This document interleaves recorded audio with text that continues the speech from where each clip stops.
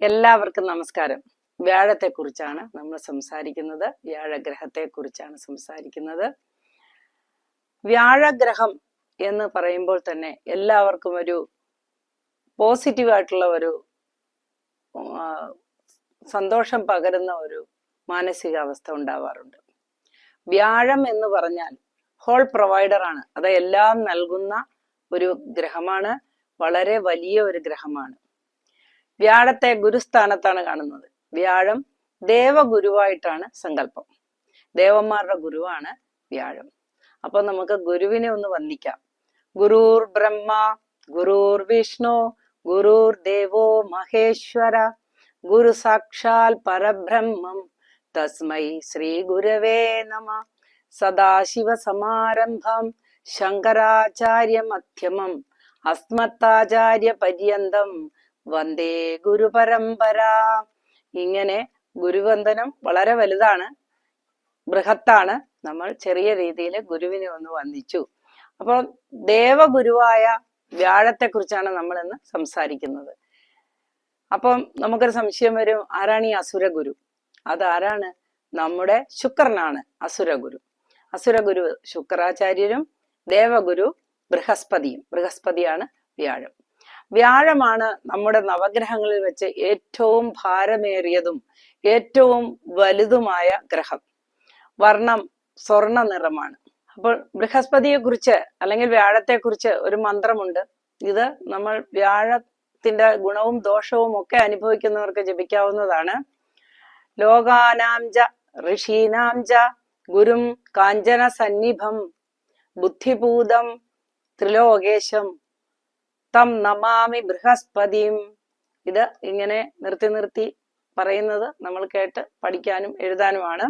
ഇപ്രകാരം ബൃഹസ്പതി മന്ത്രം ദിവസവും 108 പ്രാവശ്യം ജപിക്കുന്നവർക്ക് വ്യാഴത്തിന്റെ ആനുകൂല്യം വളരെ കൂടുതലായി ഉണ്ടാകും.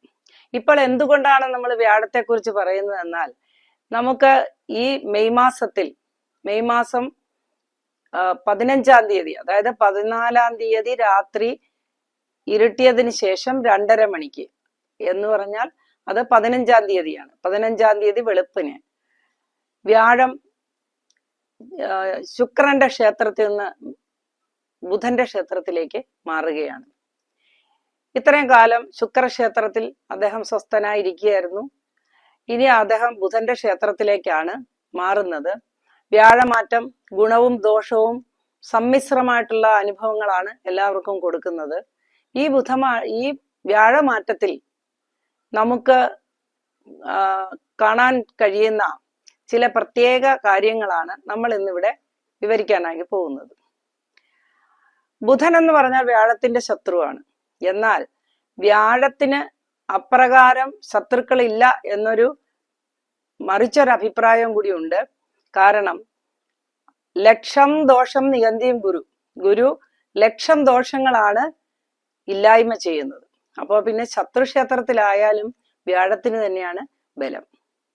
അപ്പോൾ വ്യാഴമാറ്റത്തെ കുറിച്ച് നമ്മൾ പറയുകയാണ്. 15-ാം തീയതി വെളുപ്പിനെ വ്യാഴം ഇടവരാശിയിൽ നിന്ന് അല്ലെങ്കിൽ ഋഷഭരാശിയിൽ നിന്ന് മിഥുന രാശിയിലേക്ക് മാറുന്നു.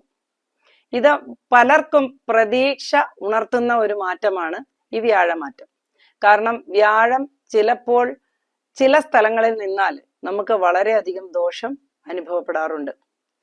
ഒന്നാമതായി ലഗ്നത്തിൽ വ്യാഴം നിന്നാൽ വളരെയധികം ബുദ്ധിമുട്ടാണ്. വ്യാഴം ഏറ്റവും നല്ല ഒരു ഗ്രഹമാണ്, ഫലദായകനാണ്, വിഷ്ണു ഭഗവാനാണ്, വ്യാഴത്തെ പ്രതിനിധീകരിക്കുന്ന ദൈവം. എന്നിരിക്കലും ഒരു വലിയ ആന വളരെ വിലപിടിച്ച ഒരു വസ്തുവാണ്. നമ്മൾ ആനയെ കാണാൻ തന്നെ ഭയങ്കര ഒരു കൗതുകമുള്ള ജീവിയാണ്. ഒരാൾ ആനയെ വെറുതെ തന്ന ചെലവ് കൂടുതലാണെങ്കിലും നമുക്ക് സന്തോഷമാണ്. എന്നാൽ ആ ആന നമ്മുടെ മേത്ത് കയറി ഇരുന്നാൽ നമുക്ക് എത്ര ആനപ്രേമികളാണേലും അവരതിന്റെ അടിയിൽ കിടന്നിരുന്നു. അപ്പോൾ ലഗ്നത്തിൽ വ്യാഴം വരുന്നവര്, അതായത് ചന്ദ്രലഗ്നമാണ്, ഞാൻ പറഞ്ഞിട്ടുണ്ട് നേരത്തെയുള്ള വീഡിയോകളിൽ.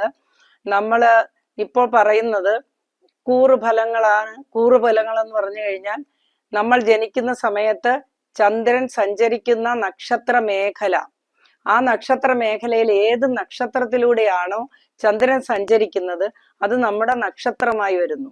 ആ നക്ഷത്രം നിൽക്കുന്ന രാശി 30 ഡിഗ്രി ഏതാണോ അത് നമ്മുടെ രാശി അല്ലെങ്കിൽ കൂറായിട്ട് വരുന്നു. അപ്പോൾ നമ്മൾ ജനിക്കുമ്പോൾ നമ്മൾ ഒരു പിന്തുടർച്ച പോലെ നമുക്ക് പല ജന്മങ്ങളുണ്ട്. ആ പല ജന്മങ്ങളിൽ കർമ്മഫലം അനുഭവിക്കാനും ആത്മശുദ്ധിക്കും വേണ്ടിയാണ് നമ്മളെല്ലാവരും ഇവിടെ അവതരിച്ചിരിക്കുന്നത്. അങ്ങനെ നമ്മൾ വന്നിരിക്കുന്ന ഈ സമയത്ത് നമ്മൾ ജനിക്കുന്ന ആ സമയത്ത് ചന്ദ്രന് വളരെയധികം പ്രാധാന്യമുണ്ട്. ചന്ദ്രൻ എന്ന് പറഞ്ഞാൽ നമ്മുടെ ഭൂമിയെ അല്ലെങ്കിൽ ഇവിടുത്തെ ജീവജാലങ്ങളെ, ചരാചരങ്ങളെ മൊത്തത്തിൽ ചന്ദ്രൻ വളരെ നന്നായി സ്വാധീനിക്കുന്നുണ്ട്. അപ്പൊ ചന്ദ്രന്റെ സ്വാധീനം എങ്ങനെയൊക്കെയാണ് വരുന്നത്? പ്രധാനമായും ചന്ദ്രൻ സ്വാധീനിക്കുന്നത് നമ്മുടെ മനസ്സിനെയാണ്. മനക്കാരകനാണ് ചന്ദ്രൻ. അതേപോലെ നമ്മുടെ മാതാവിൻ്റെതായ കാര്യങ്ങള്, മാതാവിന് ആരോഗ്യം അല്ലെങ്കിൽ മാതൃബലം, ഇതൊക്കെ ചിന്തിക്കുന്നത് നമ്മൾ ചന്ദ്രനെ വെച്ചാണ്. അതേപോലെ നമ്മുടെ ഹോർമോണുകൾ, ഇമോഷൻസ്, വികാരങ്ങൾ, സ്ത്രീകളുടെ ആർത്തവ ചക്രം, ചില രോഗികളെ നമ്മൾ ചാന്ദ്രമൗനം ഉള്ളവരെന്നും ഇംഗ്ലീഷിൽ ലുണാറ്റിക് എന്നും പറയും. എന്ന് പറഞ്ഞാൽ ചന്ദ്രന്റെ സ്വാധീനം, ചന്ദ്രന്റെ ബലക്ഷയം കൊണ്ട് അവർക്ക് മാനസികമായി വിഭ്രാന്തി ഉണ്ടാകുന്നു. അതാണ് ചാന്ദ്രമൗനം. അപ്പൊ ഇങ്ങനെ നമുക്ക് ചന്ദ്രൻ നമ്മുടെ അസുഖങ്ങളെ എല്ലാം സ്വാധീനിക്കുന്നു. നമുക്ക് വാവ്, കറുത്തവാവ്, വെളുത്തവാവ് ഒക്കെ വരുമ്പോൾ കാസരോഗികൾക്ക് അല്ലെങ്കിൽ ശ്വാസം മുട്ടലുള്ളവർക്ക് എല്ലാം അത് അധികരിക്കുന്നതായിട്ട് കാണാം. ഇതെല്ലാം ചന്ദ്രന്റെ സ്വാധീനമാണ്. അപ്പൊ അങ്ങനെയുള്ള ആ ചന്ദ്രൻ വളരെ പ്രാധാന്യം അർഹിക്കുന്ന ആളാണ്. ആ ചന്ദ്രൻ സഞ്ചരിക്കുന്ന ആ ഏരിയ, ആ നക്ഷത്ര മേഖലയാണ് നമ്മുടെ കൂറ്. അപ്പൊ നമ്മുടെ കൂറില് വരുന്ന ചന്ദ്രൻ, അതായത് നമ്മൾ ഓരോരുത്തരും ജനിക്കുന്ന സമയത്ത് നമ്മൾ പൂർവജന്മ അടിസ്ഥാനമായി അന്ന് നമ്മൾ ഏത് ദിശയിൽ എത്ര കാലത്തിന് ശേഷം മരിച്ചുവോ അതിനുശേഷമുള്ള ആ ദശാകാലഘട്ടം ശിഷ്ടദശാകാലമായി ഗണിക്കുന്ന ദൈവജ്ഞനാണ് ജ്യോത്സ്യൻ. ആ ശിഷ്ടകാല ദശയനുസരിച്ചാണ് ദശാകാലങ്ങൾ വരുന്നത്. ആ ദശാകാലങ്ങളും ഗോചരഫലങ്ങളുമായി യാതൊരു ബന്ധവുമില്ല. ഗോചരഫലം എന്ന് പറഞ്ഞാൽ ചന്ദ്രൻ നിൽക്കുന്ന രാശിയിലൂടെ പാപഗ്രഹങ്ങള്, തമോഗ്രഹങ്ങള്, അല്ലെങ്കിൽ നല്ല ശുഭഗ്രഹങ്ങളൊക്കെ കടന്നു പോകുന്ന ആ പ്രക്രിയയാണ് ഗോചരഫലം. അപ്പോൾ നമ്മൾ ജനിക്കുന്നതോടുകൂടി സൗരയൂഥം സ്തംഭിക്കുന്നില്ല. നമ്മൾ ജനിച്ചാലും സൗരയൂഥത്തിൽ ഗ്രഹങ്ങൾ ഭ്രമണം ചെയ്തുകൊണ്ടിരിക്കും. അങ്ങനെ ഭ്രമണപഥത്തിൽ വരുമ്പോൾ ചിലപ്പോൾ നമ്മുടെ രാശിയിൽ വന്ന് നമ്മുടെ യഥാർത്ഥ ഭവനം എന്ന് പറയുന്നത്, നമ്മൾ ജനിച്ച ഭവനം എന്ന് പറയുന്നത് ചന്ദ്രൻ നിൽക്കുന്ന രാശിയാണ്. ആ രാശിക്ക് എതിരെയും അനുകൂലമായും നിഴലി വീശിയും അനുഗ്രഹമായും ഒക്കെ ഈ ഗോചര ഫലത്തില് പ്രധാനപ്പെട്ട ഗ്രഹങ്ങളായ വ്യാഴം, ബുധൻ, അതേപോലെ ശനി, രാഹു, കേതു, ചൊവ്വ, ഇവരൊക്കെയാണ് ഈ ഗ്രഹങ്ങളില് നമ്മളുടെ പ്രധാനപ്പെട്ട ആളുകൾ. ഇവരൊക്കെ തമോ ഗ്രഹങ്ങളും ശുഭഗ്രഹങ്ങളും മിക്സ് ചെയ്ത ആൾക്കാരാണ്. ഇവരിൽ ആരെങ്കിലും ഒക്കെ വരുമ്പോൾ ഗുണവുമുണ്ട് ദോഷവുമുണ്ട്. അപ്പം അധികമായാൽ അമൃതും വിഷം എന്ന് പറയുന്ന പോലെ ലഗ്നത്തിൽ വ്യാഴം വന്നാൽ നമുക്ക് ഒരുപാട് ദുരിതങ്ങൾ കണ്ടുവരാറുണ്ട്. അപ്പോൾ ഇപ്പോഴത്തെ വ്യാഴമാറ്റത്തിന് ഒരു പ്രത്യേകതയുണ്ട്. ഈ വർഷം വ്യാഴം അതിചാരത്തിലാണ്. എന്താണ് അതിചാരം? അതിചാരം എന്ന് പറഞ്ഞാൽ വ്യാഴം സഞ്ചരിക്കുന്നത് പണ്ടേ ഉള്ള ഒരു കണക്ക്, വ്യാഴവട്ടം എന്ന് പറയുന്ന ഒരു കണക്കുണ്ട്. വ്യാഴം ഒരു പ്രാവശ്യം ഇപ്രകാരം കറങ്ങി രാശികളെല്ലാം 12 രാശികൾ കറങ്ങി വരുന്ന ഒരു കാലഘട്ടമാണ് 12 വർഷം. അപ്പൊ 12 വർഷത്തിൽ ഒരിക്കൽ മാത്രമാണ് കാലാകാലങ്ങളായി വ്യാഴം മാറിക്കൊണ്ടിരുന്നത്. എന്നാൽ ഇപ്പോൾ കലിയുഗത്തിന്റെ അന്ത്യമാണ്. ഇവിടെ അനർത്ഥങ്ങളും കഷ്ടതകളും ദുരിതങ്ങളും മാത്രമാണ്.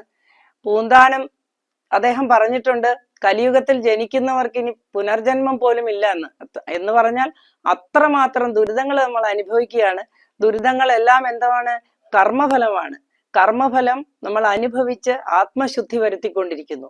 അപ്പൊ ആ ആത്മശുദ്ധി വരുത്തുന്നതിനിടയില് നമുക്കുണ്ടാകുന്ന, നമ്മൾ പൂർവജന്മത്തിൽ ചെയ്ത കർമ്മങ്ങൾ അനുസരിച്ച് ദശാകാലങ്ങളും അപഹാരങ്ങളും അതേപോലെ തന്നെ ഗോചരഫലങ്ങളും നമ്മളെ ഒളിഞ്ഞും തെളിഞ്ഞും നിന്ന് സഹായിക്കുകയും ഉപദ്രവിക്കുകയും ഒക്കെ ചെയ്യും. അപ്പൊ ഈ വരുന്ന കഷ്ടകാലെല്ലാം തന്നെ നമ്മുടെ ആത്മശുദ്ധിയാണ്. അതുകൊണ്ട് നമുക്ക് ഗോചരഫലം വേറെ, ദശാകാലങ്ങൾ വേറെ. ഇനി നമ്മൾ ഇപ്പോൾ പറയുന്ന സാമാന്യ ഫലമാണ്, അതായത് ഗോചരഫലം. ഗോചരഫലം എന്ന് പറഞ്ഞു കഴിഞ്ഞാൽ നമുക്ക് ഇപ്പോൾ നമ്മുടെ ഗ്രഹനില സൗരയൂഥത്തിൽ എങ്ങനെയാണോ ഓടിക്കൊണ്ടിരിക്കുന്നത്, അത് എതിലെ കൂടിയാണോ ഇങ്ങനെ സഞ്ചരിച്ചു കൊണ്ടിരിക്കുന്നത്, അത് നമ്മുടെ രാശിയെ, നമ്മൾ ഓരോരുത്തരും ജനിക്കുന്ന രാശി എന്ന് പറഞ്ഞാൽ മേടം മുതൽ മീനം വരെയുള്ള രാശിയാണ്. മലയാള മാസങ്ങളുടെ പേരിട്ട് 12 രാശികളാണ് നമുക്കുള്ളത്. അതായത് നമ്മൾ ഈ സോളാർ സിസ്റ്റത്തെ അല്ല സൗരയൂഥത്തെ നമ്മൾ 12 കഷ്ണങ്ങളായി ഇങ്ങനെ വിഭജിച്ചിരിക്കുകയാണ്. അതില് 12 ഗുണം 30 എന്ന് പറയുന്നത് 360 ഡിഗ്രിയാണ്. അപ്പോൾ അങ്ങനെ നമുക്ക് 12 സെഗ്മെന്റ്സ്, കൂറുകൾ, കഷ്ണങ്ങൾ ഉണ്ട്. ആ ഏതെങ്കിലും ഒരു കഷ്ണത്തിലായിരിക്കും നമ്മൾ ജനിച്ചിട്ടുള്ളത്. അപ്പൊ അതില് ഒന്നാമത്തെ മേടമാണ്. മേടം, ഇടവം, മിഥുനം, കർക്കിടകം, ചിങ്ങം, കന്നി, തുലാം, വൃശ്ചികം, ധനു, മകരം, കുംഭം, മീനം. ഇങ്ങനെയാണ് 12 രാശികൾ എന്ന് നമ്മൾ പറയുന്നത്. അപ്പൊ ഇതിൽ ഏതെങ്കിലും ഒരു രാശിയിലല്ലാതെ നമുക്ക് ജനിക്കാൻ പറ്റില്ല. നമ്മൾ ആരും സൗരയൂഥത്തിന്റെ പുറത്ത് ജനിച്ചവരല്ല, നമ്മളെല്ലാവരും സൗരയൂഥത്തിൽ ഉള്ളവരാണ്. ഇനി നിരീശ്വരവാദികളായ ആളുകൾ തർക്കിക്കുകയാണെങ്കിൽ എന്ത് ചെയ്യാൻ പറ്റും? അവരും സൗരയൂഥത്തിൽ തന്നെ ഉള്ളവരാണ്. മതമോ ജാതിയോ അല്ലെങ്കിൽ എന്തെങ്കിലും വ്യത്യസ്തതകളോ ഈ കാര്യത്തിലില്ല. ലോകമെമ്പാടുമുള്ള ജനതയെ ഈ സൗരയൂഥത്തിലുള്ള ഗ്രഹങ്ങളും അതിന്റെ ബഹിർസ്ഫുരണങ്ങളും അതിന്റെ പരിണാമങ്ങളും എല്ലാം തന്നെ ബാധിക്കുന്നുണ്ട്. അതാണ് ആർഷഭാരത സംസ്കാരത്തിൽ ഋഷിമാരായ മഹാപണ്ഡിതന്മാരായ നഗ്ന നേത്രങ്ങൾ കൊണ്ട് സൗരയൂഥത്തെയും ഗ്രഹങ്ങളെയും അവയുടെ വേഗതയെയും ചലനങ്ങളെയും നിറത്തെയും ഒക്കെ കണ്ട് മനസ്സിലാക്കി നമുക്ക് പഠിപ്പിച്ചു തന്ന ആ ആർഷഭാരത സംസ്കാരത്തിലെ വേദാചാര്യന്മാർ, നമ്മുടെ വേദത്തിന്റെ അക്ഷിയായ ജ്യോതിഷമാണ് നമ്മൾ ഇവിടെ ചർച്ച ചെയ്യുന്നത്.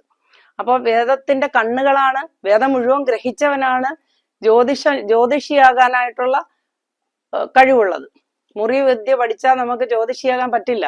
നമുക്ക് ജ്ഞാനം വേണം, അവഗാഹം വേണം, ചിന്താശക്തി വേണം. ആരെങ്കിലും പറയുന്ന ഒന്നിനെ അന്ധമായി കണ്ണടച്ച് വിശ്വസിക്കാതെ നമ്മുടെ യുക്തിയും ബുദ്ധിയും ഉപയോഗിച്ച് അതിനെ അനലൈസ് ചെയ്ത് നോക്കണം. അനലൈസ് ചെയ്ത് നോക്കിക്കഴിഞ്ഞാൽ നമുക്ക് മനസ്സിലാകും നമ്മൾ ഈ പ്രപഞ്ചത്തിന്റെ ഒരു ഭാഗമാണെന്നും നമ്മൾ പ്രപഞ്ചത്തിലെ ഒരു വളരെ സൂക്ഷ്മമായ ഒരു കണികയാണെന്നും ഒക്കെ നമുക്ക് മനസ്സിലാക്കാൻ കഴിയും. ഇനി വ്യാഴം 1-ാം ഭാവത്തിൽ വരുമ്പോൾ നമുക്ക് ബുദ്ധിമുട്ടാണെന്ന് പറഞ്ഞു. അപ്പോൾ എന്താണ് ഈ അതിചാരഫലം എന്ന് നോക്കാം നമുക്ക്. അതിചാരഫലം എന്ന് പറഞ്ഞാൽ വ്യാഴം നിയന്ത്രണാതീതമായ സ്പീഡിൽ മുമ്പോട്ട് പോയിക്കൊണ്ടിരിക്കുന്നു. ഇപ്പൊ 15/5/2025 10:36 മിഥുനൻ രാശിയിലേക്ക് മാറുന്ന വ്യാഴം പിന്നീട് 18/10 ഒക്ടോബറിൽ 2025 7:28 PM കർക്കിടക രാശിയിലോട്ട് മാറുന്നു. ഇതേ വ്യാഴം വീണ്ടും 5/12/2025 മിഥുന രാശിയിൽ വരുന്നു.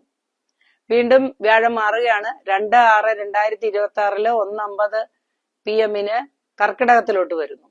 പിന്നീട് 31/10/2026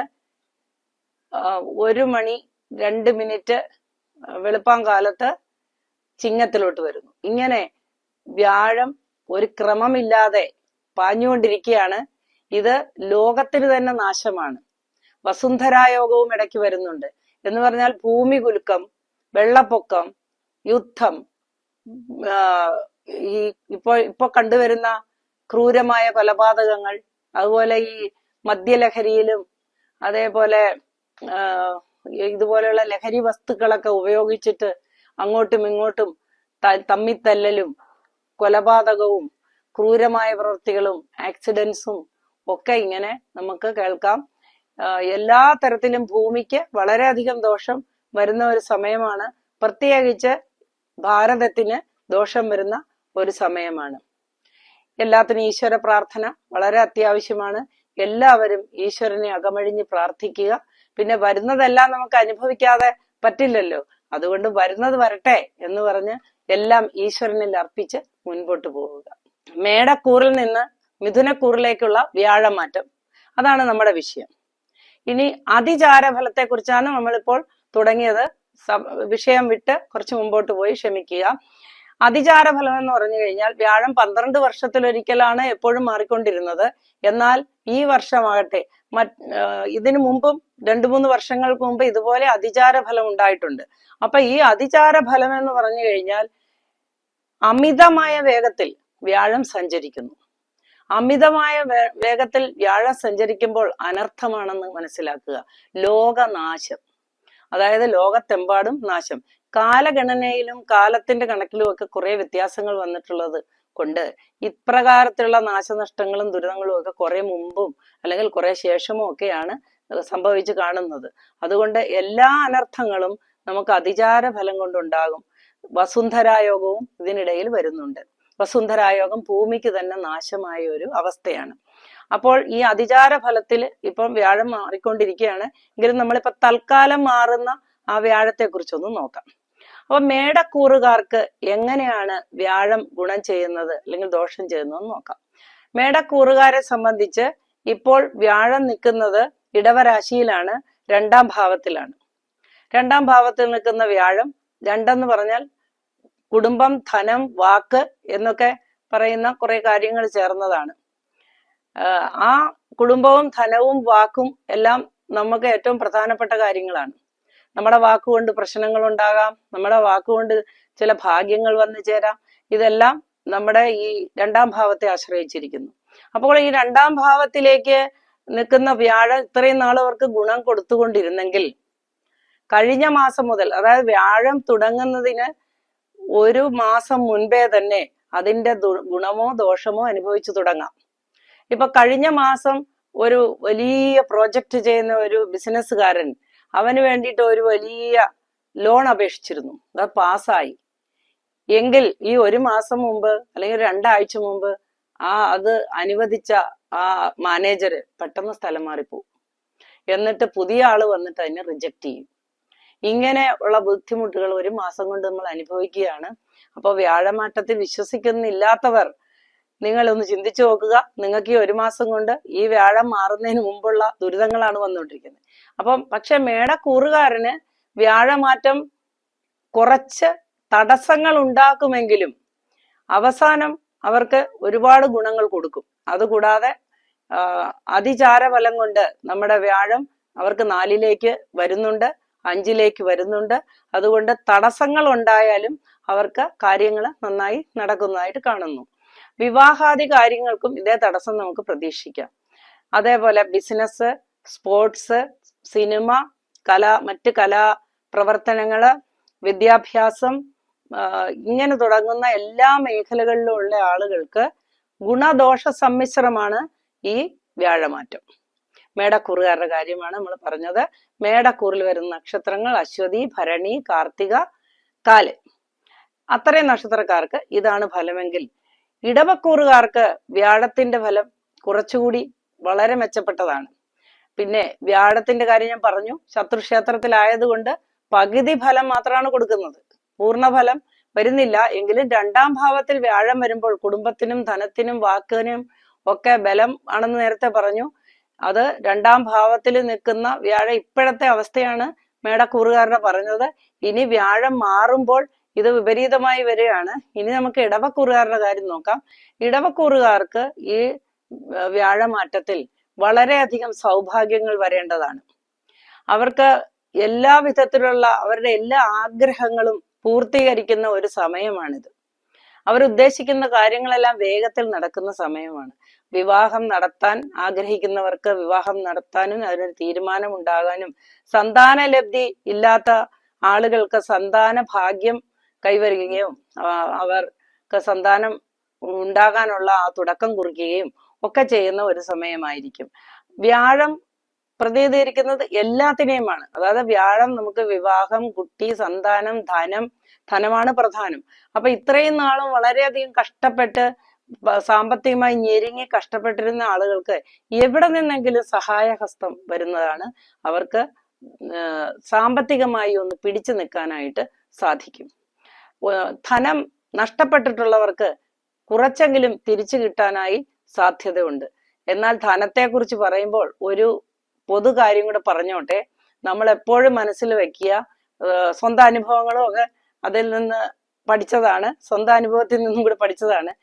പുസ്തകം വിത്തം കന്യ പരഹസ്തഗതം ഗതം അഥവാ ആഗതമായിടിൽ ഖണ്ഡശ്ച ജീർണശ്ച ഭ്രഷ്ടശ്ച എന്ന് പറഞ്ഞാൽ അതിന്റെ അർത്ഥം പുസ്തകവും പണവും കന്യകയും.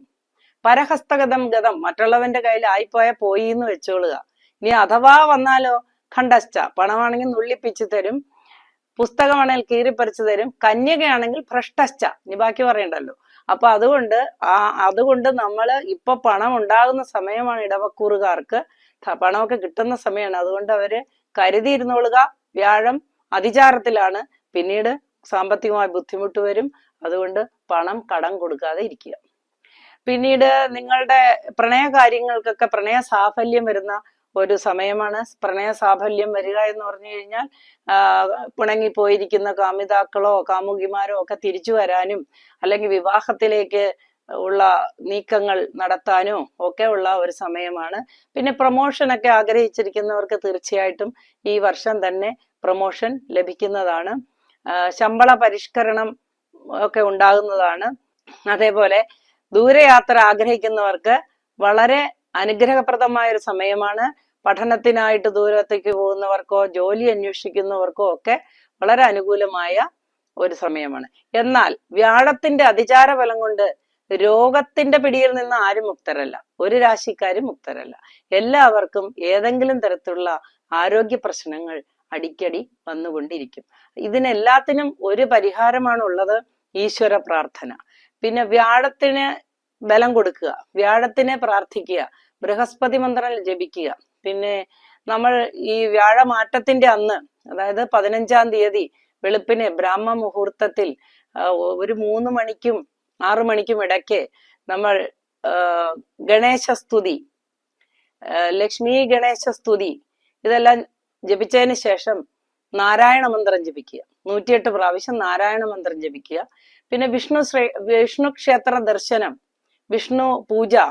വിഷ്ണുവിനെ ഇനി നമ്മുടെ കയ്യിൽ ധനമൊന്നും ഇല്ലെങ്കിൽ തീർച്ചയായിട്ടും നമുക്ക് ഒരു കാര്യം ചെയ്യാം. ഭഗവാന് നമ്മുടെ പണമൊന്നും ആവശ്യമില്ല. ദക്ഷിണ എന്ന് പറയുന്നത് തെക്കോട്ടെറിയുന്നത്, നമ്മുടെ കഷ്ടത എല്ലാം കൂടെ ഒഴിഞ്ഞ് നമ്മൾ എറിയുകയാണ്. അത് ചെന്ന് ആ ഒരു എന്താ പറയാ ഡസ്റ്റ്ബിന്നിലോട്ട് വീഴുന്നു. മനസ്സിലായില്ലേ?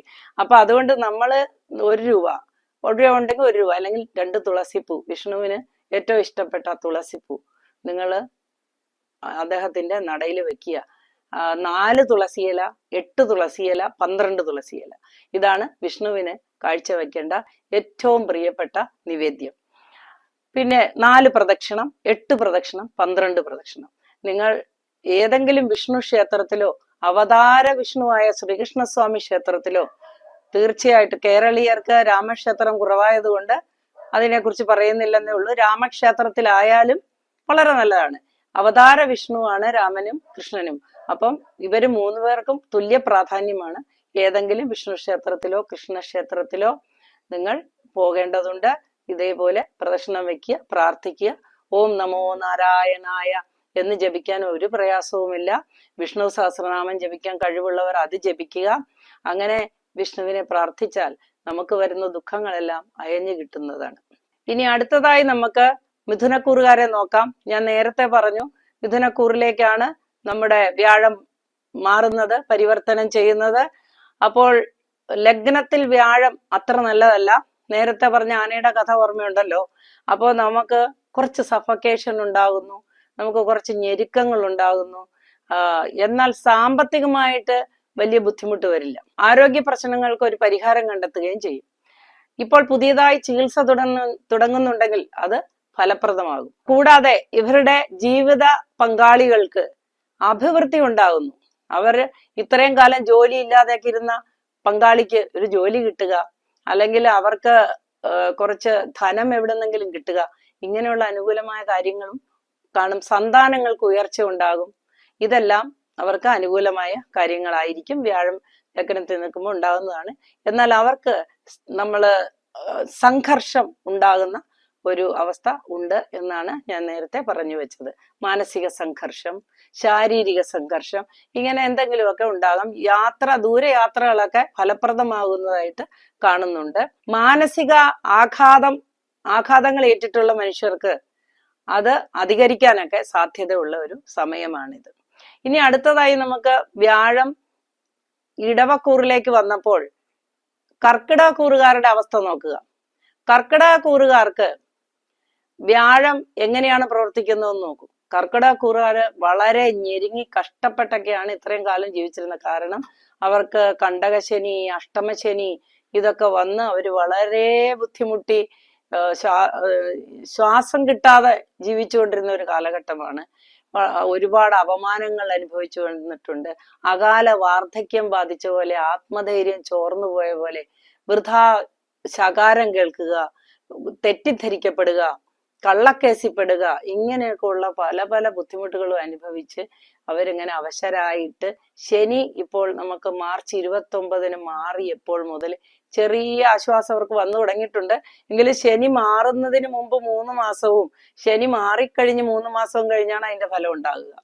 ശനി മാറുന്നതിന് 3 മാസം മുമ്പേ ഫലം തുടങ്ങുന്നു. ശനി മാറി 3 മാസം കഴിഞ്ഞ് മാത്രമാണ് നമുക്ക് ഗുണഫലം തുടങ്ങുന്നത്. അപ്പൊ അങ്ങനെ നമുക്ക് ആ ശനിയുടെ മാറ്റത്തില് ഉള്ള ഒരു ആശ്വാസമുണ്ട്. അപ്പൊ നമുക്ക് മിഥുനത്തില് വ്യാഴം വരികയാണ്. 12-ല് വ്യാഴം, 12-ാമിടത്ത് വ്യാഴം മുടിവാണ്. 12-ാം ഇടം എന്ന് പറഞ്ഞാൽ നരകത്തിന്റെ സ്ഥാനം, നഷ്ടത്തിന്റെ സ്ഥാനം, നാശത്തിന്റെ സ്ഥാനം, ദുരിതത്തിന്റെ സ്ഥാനം. എന്നാൽ വേറൊരു ഗുണമുണ്ട്. ഇവര് ഏർപ്പെട്ടിരുന്ന വ്യവഹാരങ്ങൾ അതില് നമ്മള് ഒന്നാമനായി ജയിക്കും. ഇവർക്ക് കേസ് വഴക്കൊക്കെ ഉണ്ടാകുന്ന സെറ്റിൽമെന്റിലോട്ട് വരും. പിന്നെ ഇവർ ഒരു കേസ് ആർക്കെങ്കിലും എതിരായി കൊടുക്കുന്നുണ്ടെങ്കിൽ അതവർക്ക് അനുകൂലമായി വരും. പിന്നെ അവർക്ക് കെട്ടിടം പണിയാനുണ്ടെങ്കിൽ തീർച്ചയായിട്ടും അതിന് തടസ്സം കൂടാതെ ലോൺ കിട്ടുകയും കെട്ടിട നിർമ്മാണം നടക്കുകയും ചെയ്യും. ലോണാണ് കിട്ടുന്നത്, പക്ഷെ കടം വരികയാണ്, മനസ്സിലായില്ലേ? അപ്പൊ അങ്ങനെ ചില ഗുണങ്ങളും ദോഷങ്ങളും ഒക്കെ ഉണ്ട്. പിന്നെ ആശുപത്രി ചെലവ് കുറച്ച് കൂടിയിരിക്കും. നീരിറക്കമാണ് സാധാരണയായി കണ്ടുവരുന്നത്. നീർദോഷങ്ങള്, വാദസംബന്ധമായ അസുഖങ്ങളൊക്കെ ചിലപ്പോൾ ഒന്ന് അധികരിച്ചു എന്ന് വരാം. ഇനി നമ്മുടെ ചിങ്ങലഗ്നക്കാരെ നോക്കൂ. അവർക്ക് കണ്ടകശനി ആയിരുന്നു. അവർ കഷ്ടപ്പെട്ടുകൊണ്ടിരിക്കുകയായിരുന്നു. കണ്ടകശനി കാലം വളരെയധികം ദുരിതങ്ങളൊക്കെ അനുഭവിച്ചുകൊണ്ടിരിക്കുകയായിരുന്നു. അപ്പം ഇപ്പൊ അവർക്ക് 11-ലേക്ക് വ്യാഴം വരുന്ന കാര്യമാണ് പറയുന്നത്. ഇനി വ്യാഴം അതിചാരത്തിലേക്ക് പോകുമ്പം വ്യത്യാസമുണ്ട്. എങ്കിലും വ്യാഴം എപ്പോഴും വിട്ടരാശിയുടെ ഫലം കൊടുക്കുമെന്ന് എന്റെ ഗുരുനാഥനായ ബ്രഹ്മശ്രീ മിത്രൻ നമ്പൂതിരിപ്പാട് പഠിപ്പിച്ചിട്ടുണ്ട്. അതുകൊണ്ട് നമുക്ക് വ്യാഴത്തെ മൊത്തമായി തന്നെ ഈ വർഷം ഗുണം തരും എന്ന് തന്നെ നമുക്ക് വിശ്വസിക്കാം. ഏതായാലും ചിങ്ങലഗ്നക്കാർക്കാണ് വളരെ അനുകൂലമായിട്ട് വ്യാഴം വന്നിരിക്കുന്നത്. 12 വർഷത്തിൽ ഒരിക്കൽ മാത്രം വരുന്ന ഒരു മഹാഭാഗ്യമാണ് ഈ 11-ാം ഇടത്ത് വ്യാഴം. 11-ൽ വ്യാഴം വന്നാൽ വിചാരിച്ച കാര്യങ്ങളൊക്കെ അനായാസേന നടക്കും. ഭാര്യ പിണങ്ങിപ്പോയവർക്കൊക്കെ ഭാര്യ തിരിച്ചു വരാം. അതേപോലെ കലഹങ്ങൾ ഉണ്ടായിരിക്കുന്ന കുടുംബത്തിൽ കലഹങ്ങൾക്കൊക്കെ ഒരു തീരുമാനമുണ്ടാകാം. പൂർവിക സ്വത്ത് കിട്ടില്ല എന്ന് വിചാരിച്ചിരിക്കുന്നവർക്ക് നല്ല ഷെയറൊക്കെ കിട്ടി വളരെ സന്തോഷത്തോടു കൂടി അതെല്ലാം ഉപയോഗിച്ച് ഭവനം നിർമ്മിക്കുകയോ അല്ലെങ്കിൽ കുട്ടികളുടെ പഠിത്തത്തിന് ഉപയോഗിക്കുകയോ ഒക്കെ ചെയ്യാം. കുട്ടികൾക്കെല്ലാം വിജയം, കുട്ടികളുടെ ഉയർച്ചയാണല്ലോ എല്ലാവരുടെയും സന്തോഷം. അപ്പൊ മക്കൾക്കെല്ലാം വളരെ ഉയർച്ച ഉണ്ടാകുന്ന ഒരു വർഷമായിരിക്കും ഈ മെയ് മാസം മുതൽ അങ്ങോട്ടുള്ള ഒരു വർഷം. പിന്നെ അത് കൂടാതെ ഇതുപോലെ ഇങ്ങനെ അപ്രതീക്ഷിത ഭാഗ്യങ്ങൾ, ഷെയറിലൊക്കെ പൈസ ഇട്ടിരിക്കുന്നവർക്ക് അതിന്റെ മൂല്യം കൂടുകയും പൈസ കൂടുതലായിട്ട് കിട്ടുകയൊക്കെ ചെയ്യും. പിന്നെ അതുപോലെ ഊഹക്കച്ചവടങ്ങളിലൊക്കെ ഏർപ്പെട്ടിരിക്കുന്നവർക്ക് വളരെയധികം ഗുണം ചെയ്യും. മദ്യപാനികൾക്ക് വളരെ ആപത്തായിരിക്കും. വ്യാഴത്തിന് മദ്യത്തോട് വിരോധമാണ്. മദ്യപാനം ചെയ്യുന്നവർക്ക് അതുമൂലം കരൾ രോഗം, അതേപോലെ ഉദര രോഗം ആദി മുതലായവ ഉണ്ടാവുകയും അവർക്ക് ആ ശരീരത്തിന് വളരെയധികം ദോഷം സംഭവിക്കുകയൊക്കെ ചെയ്യുന്ന സമയമാണ്. ബിസിനസ്സുകാർക്ക് ഏറ്റവും നല്ല ഒരു വർഷമായിരിക്കും ഇത്. അതേപോലെ അവർക്ക് പ്രതീക്ഷിച്ചിരുന്ന പുതിയ പുതിയ പ്രോജക്റ്റുകൾ വന്നു ചേരുകയും അത് നല്ല രീതിയിൽ കൈകാര്യം ചെയ്യാൻ സാധിക്കുകയും ചെയ്യും. കുറെ നാളുകളായി സേവകർ മൂലം ബുദ്ധിമുട്ടുന്ന ആൾക്കാരാണ് ചിങ്ങരാശിക്കാർ. അവർക്ക് സേവകരെ കൊണ്ടുള്ള ബുദ്ധിമുട്ടുകളൊക്കെ ഒഴിഞ്ഞ് വളരെ നല്ല അനുകൂലമായ എല്ലാവരുടെയും ഒരു പിന്തുണ കിട്ടുന്ന ഒരു വർഷമായിരിക്കും ഇത്. ഇനി നമുക്ക് കന്നിക്കൂറുകാരുടെ വ്യാഴമാറ്റം ഒന്ന് പരിശോധിക്കാം. വ്യാഴം വരുന്നത് 10ലാണ്. കർമ്മത്തിൽ വ്യാഴം, മർമ്മത്തിൽ കുരു എന്നാണ്. അതായത് മർമ്മസ്ഥാനങ്ങളിൽ കുരു വന്നാൽ വലിയ അസ്വസ്ഥതയാണ്. ഇവിടെ ഒരു കുരു വന്നാൽ നമുക്ക് വലിയ അസ്വസ്ഥതയാണ്.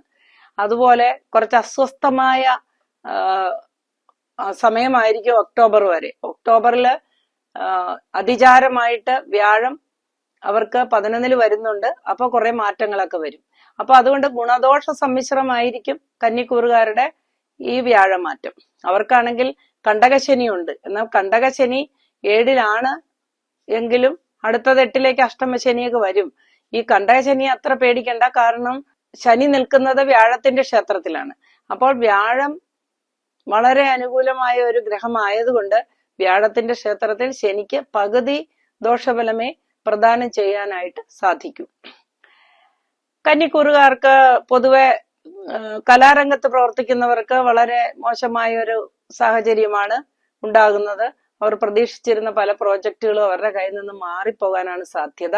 എന്നാൽ അവർക്ക് അത് ഒക്ടോബർ ആകുമ്പോഴേക്കും എല്ലാം ശരിയായി വരാൻ സാധ്യതയുണ്ട്. ഇതിന്റെ കൂടെ നമുക്ക് കാളസർപ്പദോഷമോ അല്ലെങ്കിൽ നമ്മുടെ ഈ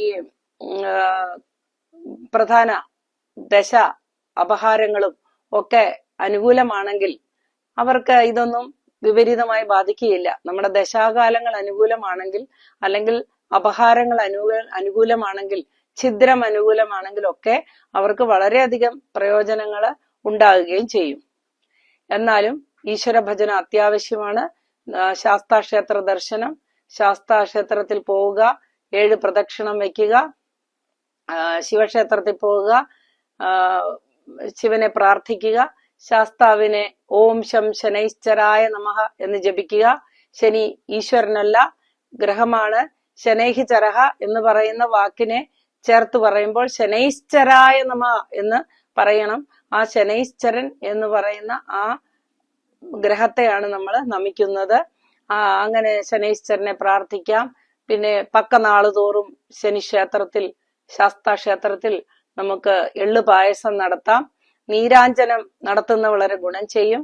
വീട്ടിൽ നീരാഞ്ജനം നടത്തുന്ന അതീവ ഗുണമാണ്. 50%, 60% ഗുണമാണ് വീട്ടിൽ നീരാഞ്ജനം നടത്തിയാൽ. പക്ഷെ ശനിയുടെ സ്ഥാനം പുറത്താണ്. ശനിക്ക് ശനിവിളക്ക് കത്തിക്കേണ്ടത് വീട്ടുനടയിലാണ്, വീട്ടിന് പുറത്താണ്. അല്ലെങ്കിൽ അങ്ങനെ സൗകര്യമില്ലാത്തവർ ബാൽക്കണിയിലാണ് ചെയ്യേണ്ടത്. അങ്ങനെ നമ്മൾ എള്ളുകിഴി കെട്ടി നല്ലെണ്ണയിൽ മുക്കി ഇടിഞ്ഞലിൽ കത്തിച്ച് 18 പ്രാവശ്യം സ്വാമിയെ ശരണമയ്യപ്പ എന്ന് ജപിച്ച് ഓം ശം ശനൈശ്ചരായ നമഃ എന്ന് ജപിക്കണം. ഇതാണ് നമ്മൾ ചെയ്യേണ്ടത്. വിദ്യാർത്ഥികൾക്ക് അനുകൂലമായ സമയമാണ്. ദൂരയാത്രയ്ക്ക് കൊതിക്കുന്നവർക്ക് അതൊക്കെ ഒരു ഒക്ടോബറോട് കൂടി ശരിയായി വരും. വലിയ പരീക്ഷകളൊക്കെ എഴുതുന്നവർക്ക് അത്ര പ്രയാസപ്പെട്ട ഒരു സമയമായിരിക്കുകയില്ല. കടന്നു പോകാനുള്ള സാധ്യതകളൊക്കെ ഉണ്ട്. പിന്നെ അസുഖങ്ങൾ ഒഴിവാക്കാൻ പറ്റില്ല. പ്രത്യേകിച്ച് ഉദര രോഗം വരുന്ന ശീലമുള്ളവർക്ക് ഉദര രോഗം ഉണ്ടാകാൻ സാധ്യതയുണ്ട്. ദൂരയാത്രകൾ ഒഴിവാക്കുന്നത് നന്നാണ്. അത് മാത്രവുമല്ല, ഒരു വർഷത്തെ കാര്യമാണ് പറയുന്നത്. ദൂരയാത്ര പോയാൽ തന്നെ പുറത്തുനിന്ന് ഭക്ഷണം കഴിക്കാതിരിക്കുക, അഥവാ കഴിച്ചാലും മാംസഭക്ഷണം ഒരിക്കലും കഴിക്കാതിരിക്കുക. ഇപ്രകാരമെല്ലാം സൂക്ഷിച്ചാൽ ഉദരരോഗത്തിൽ നിന്ന് രക്ഷപ്പെടാം. അമിതമായ ഭക്ഷണം ഒഴിവാക്കുക. വ്രതവും ചിട്ടയും കൂടി പോവുക. വ്രതം എന്ന് പറഞ്ഞു കഴിഞ്ഞാൽ 3/4 വയറ് നിറയ്ക്കുന്നതിനെ വ്രതം എന്ന് പറയാം. പട്ടിണി കിടക്കുന്ന അല്ല വ്രതം. അപ്പൊ അതുപോലെ 3/4 വയറ് നിറയ്ക്കുക. അതോടൊപ്പം തന്നെ നമ്മൾ ശിവക്ഷേത്രത്തിൽ പോവുകയും ശിവന് പ്രദക്ഷിണം 3, 9, 12 പ്രദക്ഷിണങ്ങൾ വയ്ക്കുകയും ശിവക്ഷേത്രത്തില് ധാര നടത്തുകയും 108 ജലധാര അതിവിശേഷമാണ്. അങ്ങനെയുള്ള ക്ഷേത്രങ്ങൾ, മഹാക്ഷേത്രങ്ങളിലും പ്രതിഷ്ഠ ഉറച്ച ക്ഷേത്രങ്ങളിലും ഒക്കെ നമുക്ക് അനുഭവിച്ചറിയാവുന്നതാണ്. അങ്ങനെ പ്രതിഷ്ഠ ഉറച്ച ക്ഷേത്രങ്ങളിൽ പോകുമ്പോഴാണ് നമുക്ക് കൂടുതൽ ഊർജം കിട്ടുന്നത്, നമ്മുടെ ഊർജം ബലപ്പെടുന്നത്, നമ്മുടെ ആത്മവിശ്വാസം കൂടുന്നത്. അതുകൊണ്ട് ശിവക്ഷേത്രത്തിൽ പോവുകയും അവിടെ ധാര നടത്തുകയും പ്രദക്ഷിണം വയ്ക്കുകയും ചെയ്യുക. കൂടാതെ നമ്മുടെ മഹാവിഷ്ണുവിനെ പ്രാർത്ഥിക്കുക, വിഷ്ണു സഹസ്രനാമം ജപിക്കുക. സഹസ്രനാമം ബുദ്ധിമുട്ടാണെങ്കിൽ ഓം നമോ നാരായണായ എന്ന് ജപിക്കാലോ.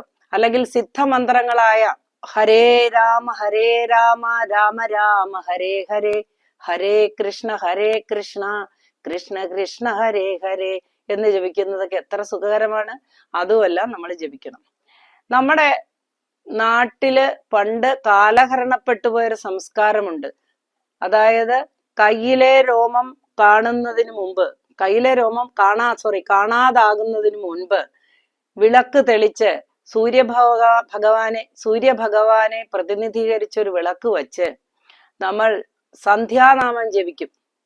ആ സന്ധ്യാനാമം ജപിക്കുന്നതിന്റെ ഐശ്വര്യം വളരെ വളരെ വളരെ വലുതാണ്.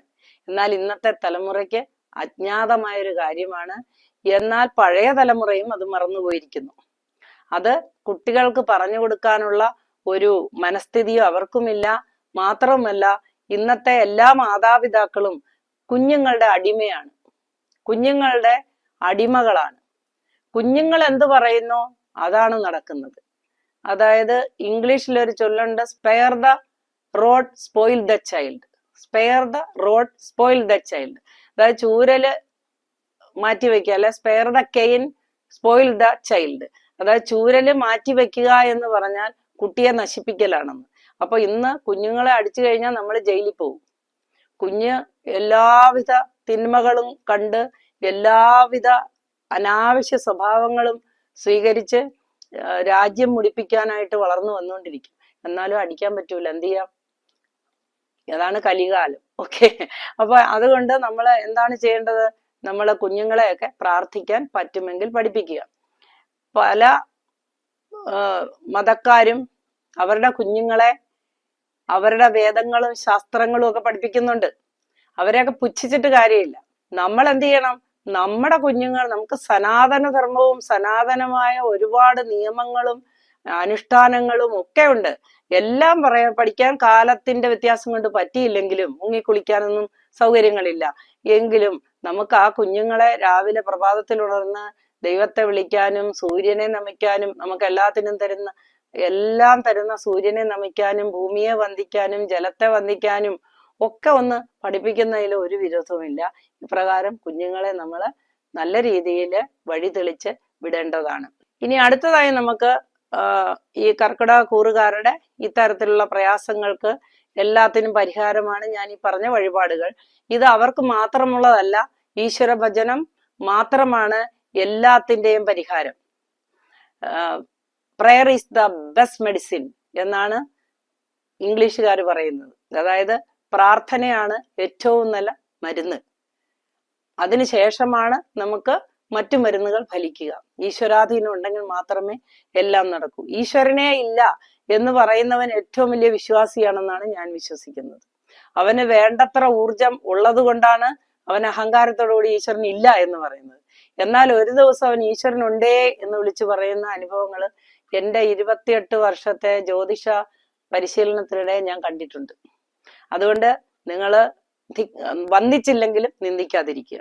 വൈകുന്നേരം 5 മണിക്കും 6 മണിക്കും ഇടയ്ക്ക് ഭക്ഷണം കഴിക്കുകയും ഭക്ഷണത്തിന് ശേഷം 3 മണിക്കൂറെങ്കിലും ഉലാത്തുകയോ എന്തെങ്കിലുമൊക്കെ ചെയ്തിട്ട് ഉറങ്ങാൻ പോവുകയൊക്കെ ചെയ്താൽ നിങ്ങളുടെ അസുഖങ്ങൾക്കൊക്കെ ശമനം ഉണ്ടാകുന്നതാണ്. അടുത്തതായി ഏറ്റവും ഭാഗ്യം വരുന്ന മറ്റൊരു കൂട്ടരാണ് നമ്മുടെ തുലാരാശിക്കാർ. തുലാരാശിക്കാർക്ക് വളരെ നാളുകൾ കൂടി വ്യാഴ അനുകൂലത്തിൽ വരികയാണ്. രാശിക്കാർക്ക് ഈ ഊഹക്കച്ചവടങ്ങളിലൊക്കെ ഏർപ്പെട്ടിരിക്കുന്നവർക്ക്, ബിസിനസ്സിൽ ഏർപ്പെട്ടിരിക്കുന്നവർക്കൊക്കെ വളരെ അനുകൂലമായ അവസ്ഥയാണ് ഉള്ളത്. ഇനി ഷെയറിലൊക്കെ നിക്ഷേപിച്ചിട്ടുള്ളവർക്ക് വളരെ അഭിവൃദ്ധി ഉണ്ടാകുന്ന ഒരു സമയമാണ്. ധാരാളം പണം കയ്യിൽ വന്നു ചേരുന്ന ഒരു സമയമാണ്. 2 വ്യാഴം നിൽക്കുന്ന ഇടവക്കൂറുകാരെ പോലെ തന്നെ ധനസമൃദ്ധി ഇവർക്ക് ഉണ്ടാകുന്നതാണ്. അതുപോലെ മറ്റുള്ള ചില തടസ്സങ്ങള്, കേസ്, വഴക്ക് ഇങ്ങനെയൊക്കെ ഉള്ള കാര്യങ്ങളിൽ ഏർപ്പെട്ടിരിക്കുന്നവർക്ക് അനുകൂലമായ തീരുമാനങ്ങളും ഒക്കെ വരുന്നതാണ്. പിന്നെ ഒരു നിവൃത്തിയും ജീവിക്കാൻ പറ്റാത്ത തരത്തിൽ ഉള്ള ദമ്പതിമാർക്ക്, അല്ലെങ്കിൽ ജീവിക്കാൻ പറ്റാത്ത തരത്തിലുള്ള ബുദ്ധിമുട്ടുകൾ അനുഭവിക്കുന്ന ദമ്പതികൾക്ക്, വിവാഹമോചനം ആഗ്രഹിക്കുന്നവർക്ക് അതിന് അനുകൂലമായ ഒരു സമയമായിരിക്കും. പുനർവിവാഹ യോഗം വരുന്ന സമയമാണ്. വിവാഹം നടക്കുന്ന സമയമാണ്, പ്രണയസാഫല്യം ഉണ്ടാകുന്ന സമയമാണ്, കലാകാരന്മാർക്ക് ഉത്തമമായ സമയമാണ്. അപവാദങ്ങളും മറ്റും കേട്ട് തളർന്നിരിക്കുന്ന വിഭാഗക്കാർക്ക് അതെല്ലാം സത്യം ഏതാണ് എന്ന് എല്ലാവരും തിരിച്ചറിഞ്ഞ് അനുമോദിക്കുന്ന ഒരു കാലം വരുന്നുണ്ട്. എന്നാൽ രാഷ്ട്രീയക്കാർക്ക് ഒട്ടും തന്നെ നല്ല സമയമല്ല. വിദേശത്ത് പോകാൻ ആഗ്രഹിക്കുന്നവർക്ക് വിദേശ കാര്യങ്ങൾക്ക് ഭംഗം കൂടാതെ വിസ കിട്ടുക, അല്ലെങ്കിൽ എഡ്യൂക്കേഷണൽ പർപ്പസ് വിദ്യാഭ്യാസപരമായ കാര്യങ്ങൾക്ക് വേണ്ടി അപേക്ഷിക്കുന്നവർക്ക് അതിന് അനുകൂലമായ ഫലം കിട്ടുക, പരീക്ഷകളിൽ പ്രവേശനം കിട്ടുക, യൂണിവേഴ്സിറ്റികളിൽ പ്രവേശനം കിട്ടുക ഒക്കെ അനായാസേന നടക്കുന്ന ഒരു സമയമാണ്. ഇനി അടുത്തതായി നമുക്ക് വ്യാഴം എങ്ങനെയാണ് വൃശ്ചികക്കൂറുകാർക്ക് എന്ന് നോക്കാം. തുലാരാശിക്കാർക്ക് വളരെ അനുകൂലമാണെന്ന് പറഞ്ഞു. എന്നാൽ വൃശ്ചിക രാശിക്കാർക്ക് വ്യാഴം അഷ്ടമത്തിലേക്കാണ് മാറുന്നത്. അഷ്ടമത്തിൽ വ്യാഴം നിന്നാൽ തൊട്ടതൊക്കെ നാശം. എന്ത് ചെന്ന് കൈവച്ചാലും അത് വിളങ്ങാത്തൊരു സമയമാണ്. അതേപോലെ അപകടങ്ങൾ ഉണ്ടാകാൻ സാധ്യതയുള്ള സമയമാണ്. വാഹനങ്ങൾ ഉപയോഗിക്കുന്നവർ വളരെ ശ്രദ്ധിക്കേണ്ട സമയമാണ്. അമിതമായ സ്പീഡിൽ ഓടിക്കുകയോ മഴയത്ത് ശ്രദ്ധിക്കാതെ ഓടിക്കുകയോ ഒക്കെ ചെയ്യേണ്ടത് ഒഴിവാക്കണം. അർദ്ധരാത്രിയിലുള്ള യാത്ര ഒഴിവാക്കണം. പ്രഭാതത്തിലുള്ള യാത്രയാണ് ആദ്യമായി ഒഴിവാക്കേണ്ടത്. കാരണം പ്രഭാതത്തിൽ ദൂരെ നിന്ന് വരുന്ന വലിയ വാഹനങ്ങൾ കൊണ്ടുവരുന്നവരെ തളർന്ന് ഉറങ്ങിപ്പോകാൻ സാധ്യതയുണ്ട്. ഇതെല്ലാം നമ്മൾ വളരെ ശ്രദ്ധിക്കണം. എന്നാൽ ഇവർക്ക് മറ്റു ചില കാര്യങ്ങൾ വലിയ ആനുകൂല്യങ്ങളുണ്ട്. കാരണം ശനി 6-ലാണ്. 6-ൽ നിൽക്കുന്ന ശനി വളരെ ഗുണം ചെയ്യും. അപ്പോൾ ഇവിടെ വ്യാഴം കുറച്ച് ദോഷസ്ഥലത്ത് നിൽക്കുന്നുവെങ്കിൽ പോലും ശനി ഗുണം ചെയ്യുന്നുണ്ട്. അപ്പോൾ വൃശ്ചികക്കൂറുകാർക്ക് വളരെയധികം ദോഷങ്ങളൊന്നും ഉണ്ടാകാൻ സാധ്യതയില്ല. വിദ്യാർത്ഥികൾക്ക് അഡ്മിഷൻ കിട്ടാനോ അല്ലെങ്കിൽ പരീക്ഷാ വിജയത്തിനോ ഒക്കെ സാധ്യതയുള്ള ഒരു സമയമാണ്. പുതിയ മേഖലകളിലേക്ക് പഠിക്കാൻ ആഗ്രഹിക്കുന്നവർക്ക്, വിദേശത്ത് പോയി പഠിക്കാൻ ആഗ്രഹിക്കുന്നവർക്ക് ഒക്കെ വളരെ അനുകൂലമായ സമയമാണ്. കുടുംബത്തിൽ ഉണ്ടാകുന്ന കലഹങ്ങളൊക്കെ ഒരുവിധം ശാന്തമാകുന്ന സമയമാണ്. ഇനി കുടുംബ വസ്തു വീതം വയ്ക്കുന്ന ഒരു തടസ്സങ്ങളൊക്കെ ഉള്ള ആളുകൾക്ക് അത് ഇപ്പോൾ ഷെയറൊക്കെ കിട്ടുന്ന സമയമാണ്. എന്നാൽ ഇപ്പോൾ കിട്ടുന്ന ഷെയർ കമ്പയർ ചെയ്ത് നോക്കുമ്പോൾ നിരാശ ഉണ്ടാക്കുന്ന രീതിയിലായിരിക്കും. അതിനെ ചൊല്ലി വഴക്കിടാൻ പോകണ്ട. കിട്ടിയത് കൊണ്ട് തൃപ്തിപ്പെടുക. നമ്മൾ എത്ര സമ്പാദിച്ചാലും നമ്മൾ ആരും ഒന്നും കൊണ്ടുപോകുന്നില്ല. നമുക്ക് അർഹതയുള്ളതാണ് നമുക്ക് കിട്ടുന്നത് എന്ന് മനസ്സിലാക്കി മുന്നോട്ട് പോകുക. കേസിനും വഴക്കിനും ഒക്കെ പോയാൽ നിങ്ങൾക്ക് പ്രതികൂലമായ ഒരു സാഹചര്യമാണ് ഉണ്ടാകാൻ സാധ്യത ഉള്ളത്. പിന്നെ കണ്ടകശനി ഒഴിഞ്ഞു പോയതിലുള്ള ഒരു സമാധാനം ഇപ്പോൾ ഉണ്ട്. അപ്പൊ ശനി വന്നിട്ട് 5 നിൽക്കുന്നു. എന്തായാലും കണ്ടകശനി ഒഴിഞ്ഞു പോയതിന്റെ ഒരു ആശ്വാസം ഈ വൃശ്ചികക്കൂറുകാർക്കുണ്ട്. കണ്ടകശനി അവർക്ക് വളരെ ബുദ്ധിമുട്ടുകളൊക്കെ ഉണ്ടാക്കിയിരുന്നു. ഒരു കാര്യവും നടക്കാതെ കഷ്ടത്തിലായിരുന്നു. എന്നാൽ 1 മാസം മുൻപ് മുതൽ അവർക്ക് ആ ശനിയുടെ മാറ്റത്തില് വളരെയധികം അനുകൂലമായ ചില കാര്യങ്ങൾ വന്നു ചേരാൻ സാധ്യതയുണ്ട്. നേരായ വഴിയിലൂടെ സഞ്ചരിക്കാത്ത ആളുകൾക്ക് മാത്രം പണം ഉണ്ടാക്കാൻ പറ്റുന്ന ഒരു സമയമാണ് ഇത്. എന്നാൽ അവർക്ക് സന്താനങ്ങൾ മൂലം ദുരിതമുണ്ടാവുകയും സന്താനങ്ങൾക്ക് ആപത്തുണ്ടാവുകയൊക്കെ ചെയ്യുന്ന ഒരു സമയമാണിത്. അതുകൊണ്ട് ഈശ്വര പ്രാർത്ഥന അത്യാവശ്യമാണ്. തീരെ വളഞ്ഞ വഴിയിൽ പോകാതെ നേരായ വഴിയിലൂടെയൊക്കെ പോയാൽ ദുരിതങ്ങളെല്ലാം നമുക്ക് കുറഞ്ഞു കിട്ടും.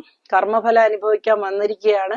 അപ്പൊ ഈ ജന്മം കൂടുതൽ കർമ്മദോഷങ്ങൾ ചെയ്താൽ അതും കൂടി നമ്മൾ അനുഭവിക്കേണ്ടി വരും. അതുകൊണ്ട് ഈശ്വര പ്രാർത്ഥന അനിവാര്യമാണ്. ഈശ്വരനെ പ്രാർത്ഥിക്കുക, വിഷ്ണുദേവനെ പ്രാർത്ഥിക്കുക, ശബരിമലയിലെല്ലാം പോയി പ്രദക്ഷിണം വയ്ക്കുക, പ്രാർത്ഥിക്കുക. ഇപ്രകാരമുള്ള നല്ല നല്ല കാര്യങ്ങൾ ചിന്തിക്കുകയും നല്ല കാര്യങ്ങൾ ചെയ്യുകയും ദാനധർമ്മങ്ങൾ ചെയ്യുകയും ഒക്കെ ചെയ്യുന്നത് വളരെ ഗുണമാണ്. പിന്നെ മുതിർന്നവരെ ബഹുമാനിക്കുകയും അവർക്ക് വേണ്ട സഹായങ്ങൾ ചെയ്യുകയും ഒക്കെ ചെയ്യേണ്ടത് ഗുരുത്വം കൂട്ടാനായി നിങ്ങൾക്ക് വളരെ പ്രയോജനപ്പെടും. അടുത്തതായി നമുക്ക് ധനുരാശിക്കാരെ നോക്കാം. ധനുരാശിക്കാർക്ക് കണ്ടകശനിയാണ്, 4-ലെ കണ്ടകശനിയാണ് എങ്കിൽ കൂടിയും അവരുടെ 7-ാം ഭാവത്തിലേക്ക് വ്യാഴം വരുന്നുണ്ട്. അതുകൊണ്ട് ഇത്രയും നാളും 6ൽ വ്യാഴം നിന്നതുകൊണ്ട് അവർക്കുണ്ടായിരിക്കുന്ന സാമ്പത്തിക പ്രശ്നങ്ങളും സാമ്പത്തിക ഭദ്രതയില്ലായ്മയും ധനനഷ്ടവും അതേപോലെ സാമ്പത്തികമായ മൂല്യശോഷണവും അത്യധ്വാനവും ഒക്കെ ഒന്ന് ശമനം വന്ന് ഒന്ന് ആശ്വസിക്കാൻ പറ്റുന്ന ഒരു സമയമാണ് ഇപ്പോൾ. കണ്ടകശനി പകുതി ദോഷമാണ് ചെയ്യുന്നത്, കാരണം വ്യാഴക്ഷേത്രത്തിൽ നിൽക്കുന്നതുകൊണ്ട്. എന്നാൽ ഒരു കാര്യം ഓർമ്മിക്കുക, വ്യാഴം ശത്രുക്ഷേത്രത്തിലേക്കാണ് മാറിയത്, അതുകൊണ്ട് 50% ഗുണമാണ് കിട്ടുന്നത്. അതുകൊണ്ട് അപ്രതീക്ഷിത ഭാഗ്യമോ ലോട്ടറിയോ ഒന്നും കിട്ടാൻ സാധ്യതയില്ല. പിന്നെ വേറെ എന്താണ് ഗുണം എന്ന് വെച്ച് കഴിഞ്ഞാൽ, വ്യാഴം 7ൽ നിൽക്കുക എന്ന് പറഞ്ഞു കഴിഞ്ഞാൽ, വ്യാഴം 180 ഡിഗ്രി എന്ന് പറഞ്ഞു കഴിഞ്ഞാൽ നേരെ പൂർണ്ണ ദൃഷ്ടി ചെയ്യുകയാണ്. അപ്പം നിൽക്കുന്ന രാശിയേക്കാൾ ഫലമാണ് നോക്കുന്ന രാശിക്ക്. അപ്പം നിൽക്കുന്ന രാശി കൂടെ നിൽക്കുന്ന രാശിയെക്കാളും എപ്പോഴും പ്രയോജനം നോക്കുന്ന രാശിക്കാണ്. അപ്പൊ വ്യാഴം പൂർണ്ണദൃഷ്ടനായി ധനുക്കൂറുകാരെ നോക്കുന്നു. അവർക്ക് സന്തോഷം, ബന്ധുസമാഗമം, ദൂരയാത്ര, വിദേശയാത്ര, ധനസമ്പാദനം, അതേപോലെ അവരുടെ തൊഴിലിന് പുതിയ പുതിയ മേഖലകൾ തുറക്കുക. ആളുകൾക്ക് അവരിലുള്ള വിശ്വാസം നഷ്ടപ്പെട്ടിരുന്ന ഒരു കാലഘട്ടമാണ് കഴിഞ്ഞു പോയത്. ആ കാലഘട്ടമൊക്കെ മാറിയിട്ട് ആളുകൾക്കുള്ള വിശ്വാസം വീണ്ടെടുക്കും.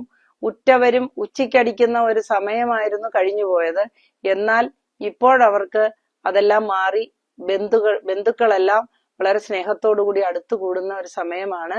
ഭവന നിർമ്മാണത്തിന് ആഗ്രഹിക്കുന്ന ആർക്കും, ഏത് രാശിക്കാർക്കും ഈ വ്യാഴമാറ്റം അനുകൂലമാണ്. വിപരീതമാണെങ്കിലും അനുകൂലമാണെങ്കിലും ഭവന നിർമ്മാണത്തിന് പറ്റിയ ഒരു വർഷമായിരിക്കും ഇത്. ധനുക്കൂറുകാരുടെ സന്താനങ്ങൾക്ക് വളരെ അഭിവൃദ്ധി കാണുന്നു.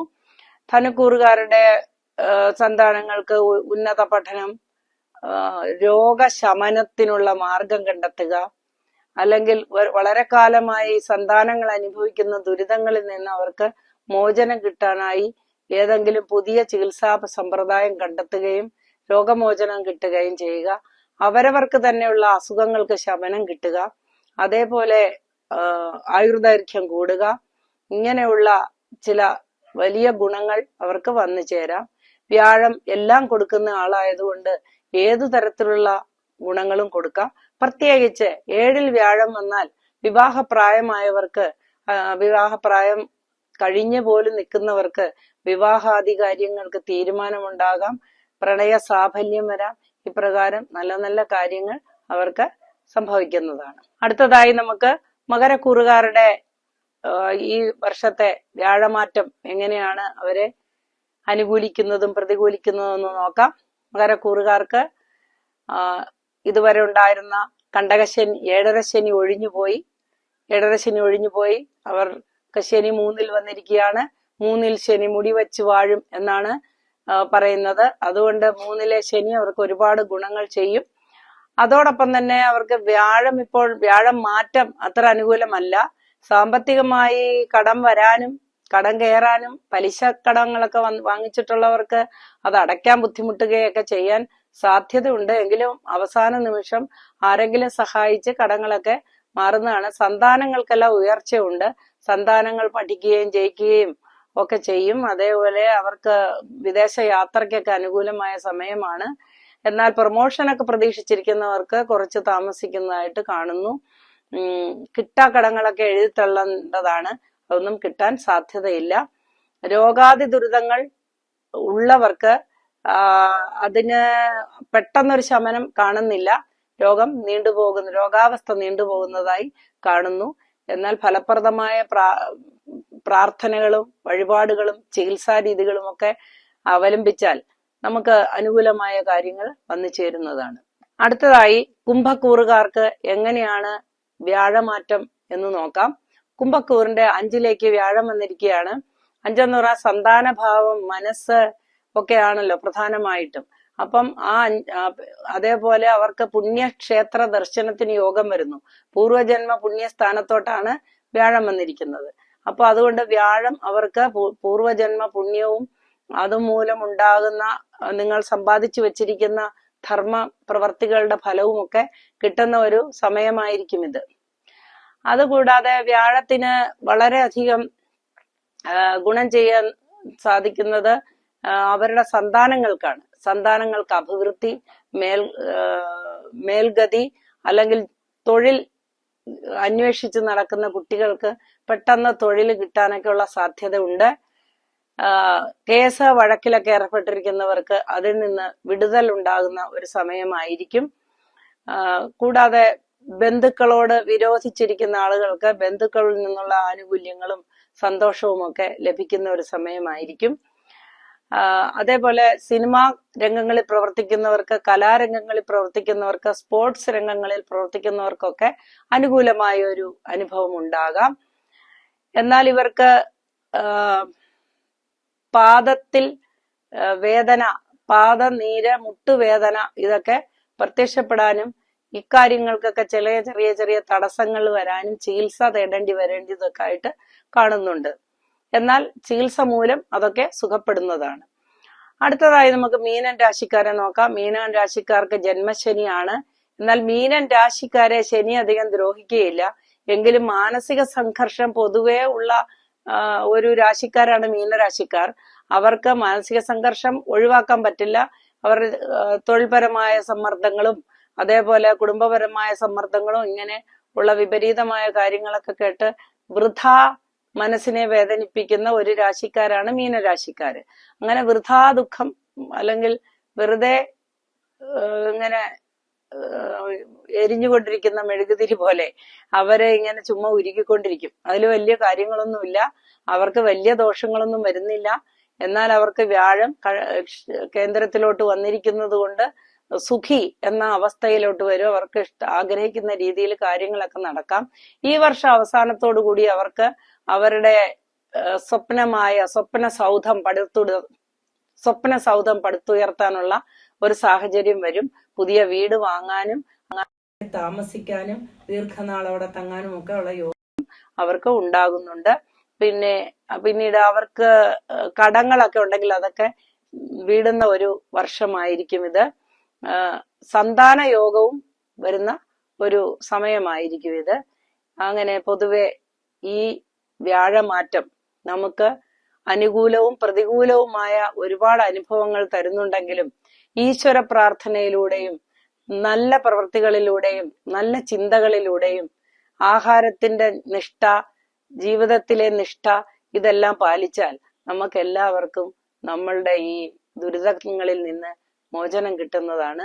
നിങ്ങളെ എല്ലാവരെയും ഈശ്വരൻ അനുഗ്രഹിക്കട്ടെ എന്ന് ഞാൻ പ്രാർത്ഥിച്ചുകൊണ്ട് ഈ വീഡിയോ ഇവിടെ അവസാനിപ്പിക്കുന്നു. അടുത്ത വീഡിയോ വരുന്നത് വരെ നമുക്ക് കാത്തിരിക്കാം.